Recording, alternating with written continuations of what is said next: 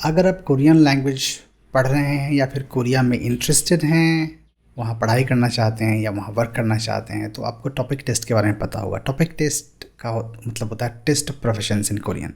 सो Korean language की proficiency को prove करने का सर्टिफिकेट होता है ये, जो पूरे वर्ल्ड में वैलिड होता है कोरियन लैंग्वेज की स्कॉलरशिप्स के लिए, जॉब्स के लिए। तो अगर आप टॉपिक टेस्ट लेने का प्लान कर रहे हैं तो अभी जुलाई में टॉपिक टेस्ट कंडक्ट होने वाला है, 107th टॉपिक, और उसके रजिस्ट्रेशन शुरू होने वाले हैं। तो उसके बारे में आपको पूरी इन्फॉर्मेशन मैं इस वीडियो में दूंगा। तो ये जो 107th टॉपिक टेस्ट है ये कंडक्ट होने वाला है 5 जुलाई को, और इसके जो रजिस्ट्रेशंस हैं वो शुरू होंगे 16 अप्रैल को, इसी मंथ की अभी 5-6 दिन बाद 10 बजे सुबह में, और ये चलेंगे 18 अप्रैल को 12 बजे रात तक। लेकिन यहाँ पर आपको बता दूँ कि ये जो जनरली इतना लंबा होता है ये टाइम, बिकॉज सीट्स बहुत लिमिटेड होती हैं और with in a few minutes seats full हो जाती हैं। तो आपको अगर अप्लाई करना है तो आपको 16 अप्रैल को 10 बजे रेडी रहना है। किन इन्फॉर्मेशन के साथ, किन डॉक्यूमेंट्स के साथ, वो भी आपको बताऊंगा मैं। और इस जो एग्ज़ाम है 5 जुलाई को होगा, और इसका रिज़ल्ट जो है वो 13 अगस्त को अनाउंस होगा। ये जो एग्ज़ाम है इंडिया में 2 जगह पे कंडक्ट होगा अभी जुलाई में, दिल्ली में और बेंगलुरु में। दिल्ली में इसका सेंटर JNU कैंपस है जो मुनीरका के पास में है, पेड़सराय के पास में है, और बेंगलुरु में इसका सेंटर होगा CMR यूनिवर्सिटी में। जो दिल्ली में टॉपिक 1 के लिए टोटल 400 सीट्स हैं और टॉपिक 2 के लिए 441 सीट्स हैं, और बेंगलुरु में थोड़ी कम सीट्स हैं। दोनों टॉपिक 1 और 2 के लिए 150 सीट्स हैं। बट दिल्ली में सबसे ज़्यादा कोरियन लोग सीखने वाले भी दिल्ली में रहते हैं, तो ये seats 400 with in a few minutes full हो जाएंगी। तो आपको बिल्कुल रेडी रहना है, अलर्ट रहना है, और टाइमली मैनर में इसको फुलफ़िल करना है। जो फ़ीस होगी एग्ज़ाम की वो होगी 1200 टॉपिक 1 के लिए और 1500 टॉपिक 2 के लिए। आप दोनों भी दे सकते हैं एग्ज़ाम अगर चाहें तो, या फिर अगर आपने टॉपिक 1 नहीं लिया है कभी बट आपका लेवल अभी हायर है, इंटरमीडिएट है, तो आप सीधा टॉपिक 2 भी ले सकते हैं। ऐसी कोई रिक्वायरमेंट नहीं है कि टॉपिक 1 लेना ज़रूरी है टॉपिक 2 लेने के लिए। अभी ये स्ट्रक्चर टॉपिक 1 2 क्या है ये भी मैं आपको बताऊंगा अभी थोड़ा आगे चल के वीडियो में। पहले मैं आपको रजिस्ट्रेशन की इन्फॉर्मेशन सारी दे देता हूँ। तो ये जो टॉपिक 1 और 2 है, इसका जो लिंक है रजिस्ट्रेशंस के, वो आपको यहाँ पे नीचे डिस्क्रिप्शन में भी दे दूँगा मैं, और आप LKI की वेबसाइट पे जा सकते हैं। वहाँ पे जाके आप टॉपिक वाले मेन्यू पे क्लिक करेंगे तो आपको टॉपिक के दिल्ली बेंगलोर दोनों के फॉर्म्स के लिंक मिल जाएंगे। ये फॉर्म्स के लिंक अभी भी अवेलेबल हैं बट ओपन होंगे ये 10 बजे ही। अभी सब ओपन नहीं करेंगे तो ब्लैंक आएगा या फॉर्म, या फिर ओपन होगा नहीं। तो आप 10 बजे एग्जैक्ट खोलिएगा। अगर नहीं खुलता है तो आपको बार बार रिफ़्रेश करते रहना है, बिकॉज उस समय लोड काफ़ी होता है, काफ़ी हज़ारों लोग एक ही टाइम पे खोलने की कोशिश कर रहे होते हैं। थोड़ा पेशेंस रख के आपको उस समय ओपन करना है। आपको जो डॉक्यूमेंट्स रखने हैं, ये थोड़ा सा इसका ऑर्डर गलत हो गया है। आपको जो डॉक्यूमेंट्स रखना है रजिस्ट्रेशन के टाइम पे वो रखना है, एक तो पासपोर्ट साइज़ फ़ोटोग्राफ अपना रखना है जो कि JPG फॉर्मेट में होना चाहिए और 200 KB के अंदर होना चाहिए। तो उस समय में आप पैनिक मत करना, पहले से आप उसका साइज़ वाइज़ कम करके, बहुत सारे टूल्स हैं इंटरनेट पे, वो आपका साइज़ कम कर देंगे उसका वीडियो फ़ोटो का। वो रखना है आपको, आधार, पासपोर्ट वगैरह कुछ भी, वोटर ID वगैरह। फिर एक सिग्नेचर आपको एक पेपर पे करके, ब्लैंक पेपर पे उसका फ़ोटो लेके उसको भी JPG फॉर्म में 100 KB के अंदर में कर लेना है। और तीसरा हाँ, एक पासपोर्ट फ़ोटो आपकी जो होगी, और एक सिग्नेचर होगा, और एक कोई वैलिड ID प्रूफ जो मैंने कहा, आधार और वोटर ID, पासपोर्ट वगैरह, वो 200 KB के अंदर में। 3 चीज़ें आपको टोटल चाहिए। तीनों को आपको 3 फाइलें बना के अपने डेस्कटॉप पे रखनी है आपको, क्योंकि ज़रूरत पड़ेगी इनको वो करने की, अपलोड करने की आपको रजिस्ट्रेशन फॉर्म में। और इसके अलावा जो आपका जो रूल्स जो ध्यान में आपको रखने हैं वो ये हैं, पहला तो कि मल्टीपल फॉर्म सबमिट करना अलाउड नहीं है। अगर आपका एक फॉर्म सबमिट नहीं हुआ, एरर आ गया कुछ, तो दोबारा कर सकते हैं आप। बट आप सोचें कि मैं दिल्ली का भी कर दूं, बेंगलोर का भी कर दूं, या वो नहीं करना है आपको। टॉपिक 1 2 दोनों का अलग अलग कर सकते हैं एक फॉर्म, बट 2 सेंटर्स के लिए एक साथ अप्लाई नहीं कर सकते हैं, अदरवाइज़ आपका रिजेक्ट हो जाएगा फॉर्म। और उसके बाद आपको ध्यान रखना है कि नाम अपना जो डेट ऑफ बर्थ डाल रहे हो वो आपके ID से प्रॉपर मैच करता हुआ सही है। उसके बाद ईमेल एड्रेस आपको करेक्टली डालना है, बिकॉज ईमेल एड्रेस के थ्रू ही सारी चीज़ें आपको, सारी इन्फॉर्मेशन आपके पास आएगी। वो ही गलत है तो फिर वो कोई तरीका उसको फिक्स करने का नहीं है।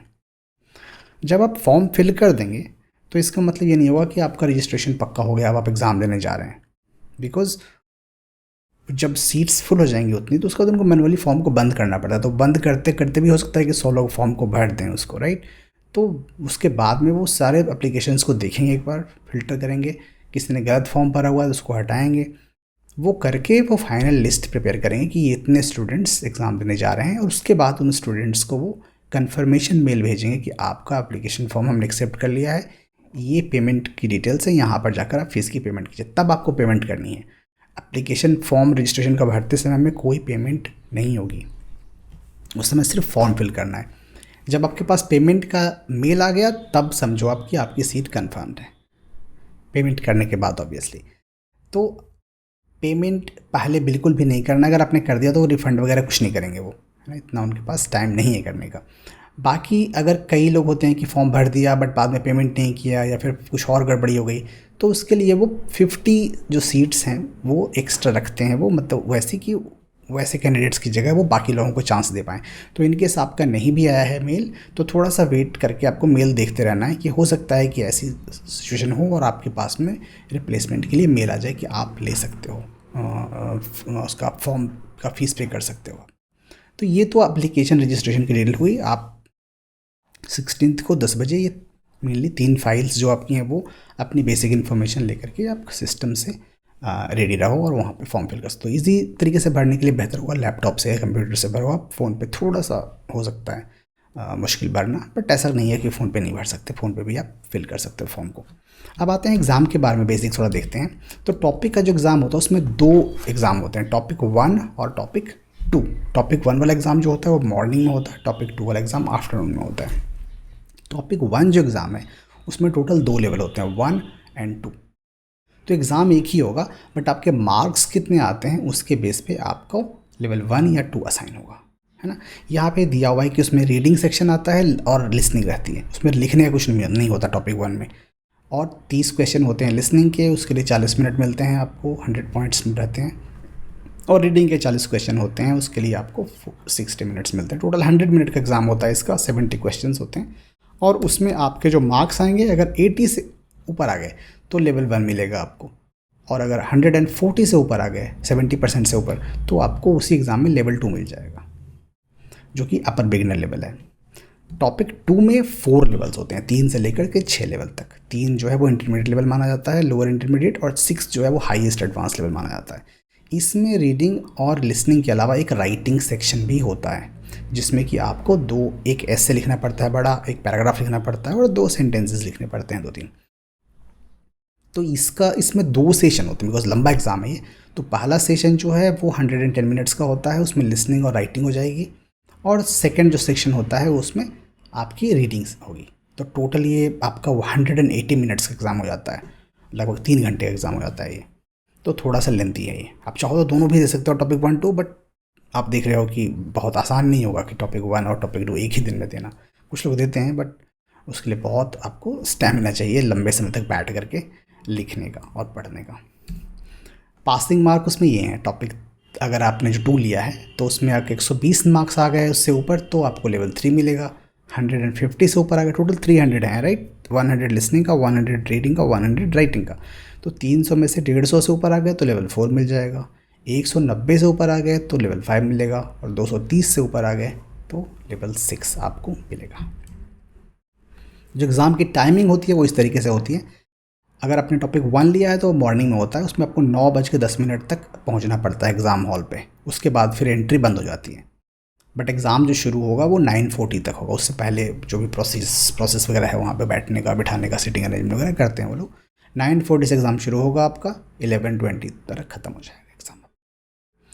जो टॉपिक 2 है उसमें 12:20 तक एंट्री होती है और एग्ज़ाम शुरू होता है 12:50 पे, और ये 4:20 तक चलता है एग्ज़ाम ये, इसका 2 सेशन में। तो ये आपका टॉपिक की इन्फॉर्मेशन रही। बाकी आप अगर LKI के स्टूडेंट हैं तो आप ऑलरेडी टॉपिक का सारा कुछ हमने आपको प्रोवाइड किया हुआ है, सारी गाइडेंस, सारा स्टडी मटेरियल, सब कुछ। अगर आप नहीं हैं LKI के स्टूडेंट तो भी आप LKI का लेवल 1 कोर्स ज्वाइन कर सकते हैं, जिसमें कि आपको हम लेवल 1 और 2 के लिए भी प्रिपेयर करेंगे जुलाई तक के लिए। और अगर आप 3 के लिए कर रहे हैं, टॉपिक 3 लेवल 3 के लिए, 4 के लिए, तो आप जो हायर लेवल कोर्सेज हैं LKI के वो ज्वाइन कर सकते हैं। हमारे कोर्सेज, सभी कोर्सेज में टॉपिक की प्रिपरेशन कम्प्लीटली इंक्लूडेड है। पूरी गाइडेंस, पूरी स्टडी मटेरियल दी जाती है। उसके लिए अलग से कुछ भी आपको कोई कोर्स, कोई बुक परचेज़ करने की ज़रूरत नहीं होती है। तो आपको कोई और डाउट हो टॉपिक के बारे में, कोई भी क्वेरी हो, तो आप कमेंट्स में लिखिए। और टॉपिक एग्ज़ाम के बारे में कोई भी क्वेरी आपका हो, कोई डाउट हो, तो उसके लिए आप यहाँ कॉन्टैक्ट कीजिए kectopic@keceIndia.org, बिकॉज़ वो हम लोग कनेक्ट नहीं करते, तो हम लोग आपको बेसिक इन्फॉर्मेशन दे सकते हैं। बाकी कोई प्रॉब्लम आपके फॉर्म में है, कुछ और चीज़ में है, तो वो ये ऑफिशियल कॉन्टैक्ट डिटेल यहाँ पे है, इनको आप कॉन्टैक्ट कीजिए। All the best.